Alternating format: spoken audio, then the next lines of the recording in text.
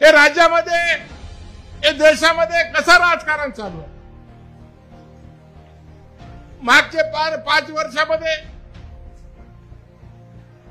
एनआरसीच्या नावाने,